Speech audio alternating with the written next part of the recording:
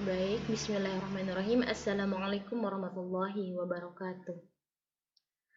Jadi pada kesempatan kali ini saya akan membahas atau menjelaskan tentang sistematika perkuliahan pengantar studi Islam. Dan ini juga sebagai pengantar perkuliahan kita untuk pertemuan pertama. Jadi mata kuliahnya yakni pengantar studi Islam, bobot SKS, 2 SKS, ini untuk semester 1, pengampunya saya sendiri, lokalnya lokal 1 dan 2 atau A dan B, jadi PBA A dan PBA B. Deskripsi mata kuliah ini adalah mata kuliah yang wajib untuk benar-benar dipelajari dan difahami. Melalui mata kuliah ini, mahasiswa akan diberi pengetahuan mengenai studi Islam, yakni bagaimana sejarah Islam dari zaman dahulu hingga perjalanan Islam dari masa ke masa.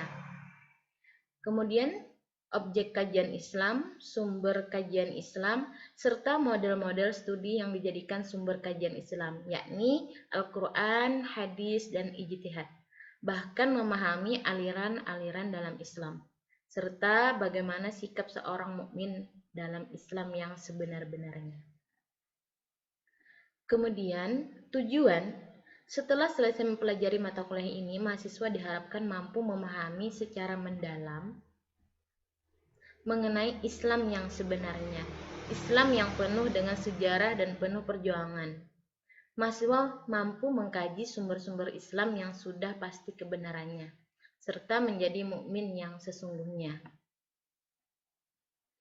Adapun materinya, untuk mencapai tujuan tersebut, maka materi disusun sebagai berikut.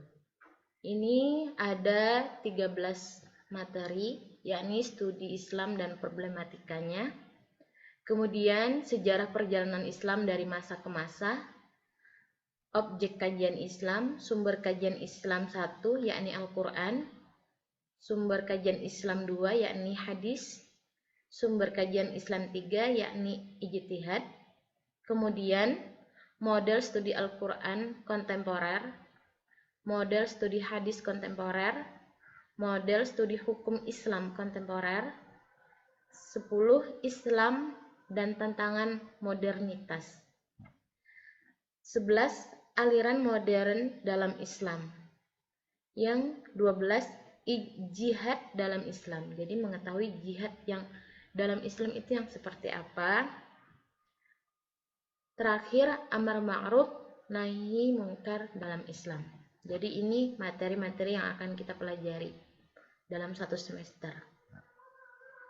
Aspek penilaian, nanti tugasnya 20%, ujian tengah semester 20%, ujian akhir semester 30%, unjuk kerja mahasiswa 30%. Ini nanti terkait bagaimana sistem unjuk kerja mahasiswa. Nanti dilihat dari makalahnya atau PPT-nya. Dan masuk juga dengan tugasnya mingguan, insya Allah masih ada tugas wajib. Nah, kemudian daftar rujukan. Ini adik-adik boleh ngambil dari buku Abdul Jabbar Abu Bakar, ini terkait tentang sejarah peradaban Islam, dan banyak lagi buku-buku yang bisa diajukan sebagai rujukan atau sumber makalah. Nah, jadwal perkuliahan.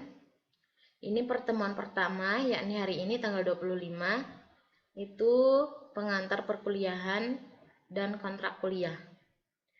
Minggu depan sudah dimulai kelompok 1, yakni membahas studi Islam dan problematikanya. Jadi nanti ini adalah sub-subbabnya yang wajib.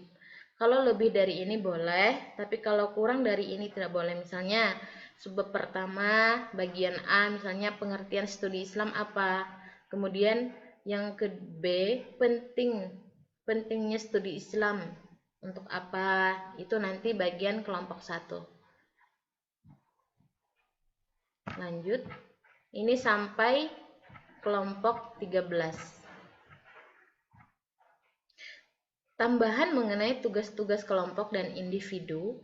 Jadi yang pertama, tugas kelompok membuat makalah dikirim ke dosen pengampu. Ini kalau bisa 1 hari sebelum presentasi atau 1 hari sebelum kita jadwal. Misalnya hari ini hari Selasa, jadi hari Senin sudah dikirim makalahnya ke Ibu. Kedua, membuat PPT atau PowerPoint yang merupakan ringkasan dari isi makalah. Jadi PPT atau PowerPoint poin-poin penting yang ada di makalah. Nanti tinggal copy paste dari makalah ke PPT.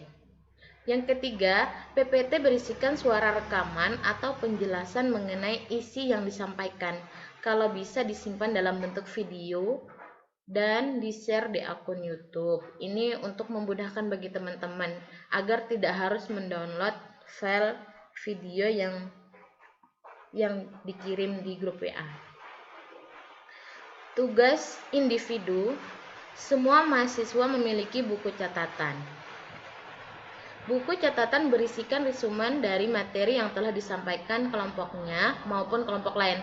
Jadi, untuk misalnya hari ini dia maju kelompoknya membahas tentang apa, tapi dia tetap memiliki buku catatan yang berisikan resumen materinya. Terus, buku resumen kemudian difoto dan dikirim kepada dosen sebagai absensi kehadiran. Nah, untuk absensi nanti Ibu kasih keringanan, misal sampai jam berapa, tidak harus tepat waktu. Misalnya kita perkuliahan jam 14.30 misalnya sampai 16.00.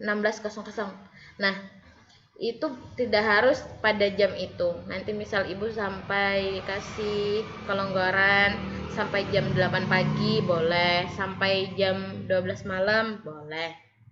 Nanti tergantung, nanti kalau misal ada kesibukan yang banyak bisa konfirmasi Ibu kalau masih belum bisa mengerjakan tugas-tugasnya. Mungkin itu saja terkait pengantar perkuliahan kita. Nanti ditanyakan lagi di grup WA kalau masih kurang jelas terkait kelompok-kelompoknya, terkait tugas-tugasnya.